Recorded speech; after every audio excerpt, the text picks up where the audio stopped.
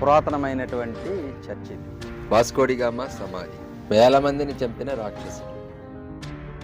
Welcome back to my channel. ఈరోజు Saint Francis church ఇది 1500 కాలంలో యూరోపియన్స్ కట్టినటువంటి, ఇండియాలో కట్టినటువంటి చర్చిల్లో ఇది ఒకటి. పురాతనమైనటువంటి చర్చ్ ఇది, సెయింట్ ఫ్రాన్సిస్ చర్చ్. 1503లో ఈ చర్చ్ ప్రారంభించడం జరిగింది. అలాగే దీనికి ఉన్నటువంటి రెండవ ప్రత్యేకత ఏంటంటే, వాస్కోడిగామా చనిపోయిన తర్వాత ఆయన్ని ఈ చర్చిలోనే సమాధి చేయడం జరిగింది. రండి చూద్దాం. అందమైన ఈ సెయింట్ ఫ్రాన్సిస్ చర్చ్ని ఇబేరియన్ స్టైల్లో నిర్మించడం జరిగింది. ఈ చర్చు 3 పొరుగు రాజ్యాల యుద్ధాలను చూసింది. 1502లో పోర్చుగీసు వారు కొచ్చిన్ని జయించిన తరువాత ఈ చర్చ్ నిర్మించడం జరిగింది.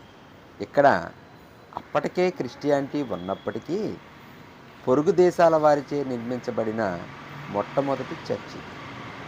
డచ్ వారు 1663లో పోర్చుగీసును జయించిన తరువాత అన్ని చర్చిలను ధ్వంసం చేసేయడం జరిగింది. కానీ దీనిని మాత్రం పాడు చేయలేదు. బ్రిటిష్ వారు డచ్ వారిని 1804లో జయించిన తరువాత ఇది బ్రిటిష్ వారి ఆధీనంలోకి వెళ్ళింది. అలా 3 పొరుగు రాజ్యాల యుద్ధాలను ఇది చూసింది.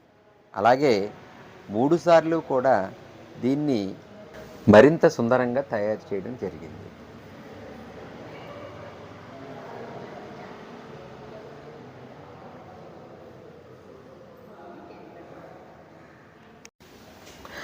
పోర్చుగీసు వారు వ్యాపార రంగాన్ని అభివృద్ధి చేసుకోవడానికి భారతదేశానికి సముద్ర మార్గాన్ని కనిపెట్టిన వాస్కోడిగామా సమాధి ఇది. ఈయన 1524 డిసెంబర్ 24న మరణించడం జరిగింది.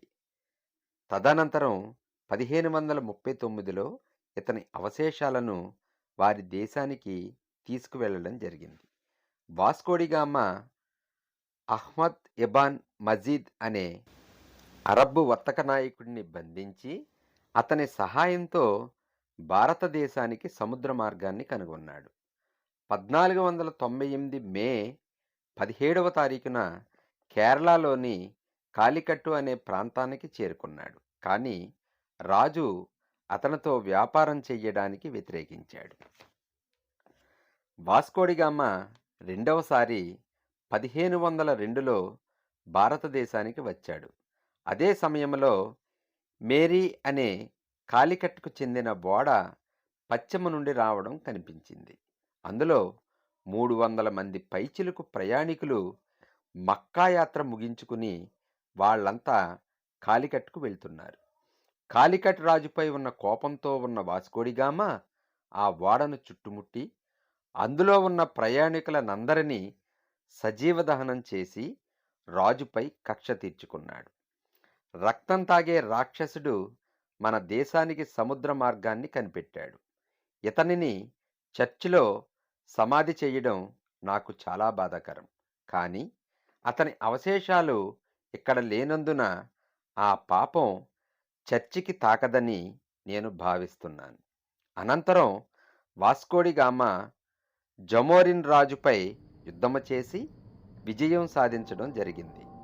అప్పుడు జరిగిన ఒప్పందంలో 3 ప్రాంతాలను ఇవ్వడం జరిగింది. అవి 1 కొచ్చిన్, 2 కన్నానూర్, 3 కాలికట్. ఈ 3 ప్రాంతాలు వీరు ఆధీనంలో ఉండేవి.